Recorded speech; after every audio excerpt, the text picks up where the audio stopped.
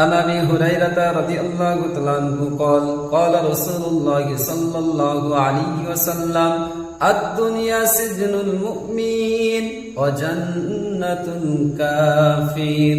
হযরত আবু হুরায়রা রাদিয়াল্লাহু তাআলা আনহু হাদিসটি বর্ণনা করেন, আল্লাহ রাসূল সাল্লাল্লাহু আলাইহি ওয়াসাল্লাম জানিয়ে দিয়েছেন, এই দুনিয়াটা হলো ঈমানদারদের জন্য কারাগার আর কাফেরদের জন্য জান্নাত।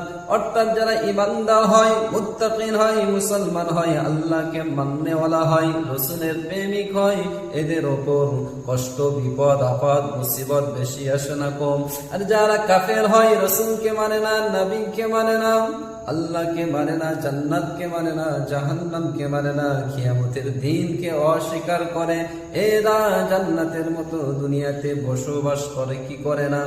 দেখবেন দুনিয়ার জমিনে যারা বেয়াদব হয়, ঘাট টেড়া হয়, হেকাতে হুড্ডে টাইপের মানুষগুলা হয়, তাদেরকে মানুষ ছেড়ে দেয়।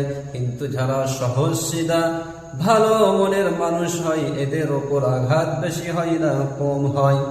দেখবেন যখন রাজমিস্ত্রি কাজ করে, পিরাকগুলো যখন নিয়ে কাজের মধ্যে লাগায়, যখন ভালো পিরাক হয়, সোজা পিরাক হয়, সেই পিরাকগুলারে তাড়াতাড়ি কাজ করে কমপ্লিট করে দেয়।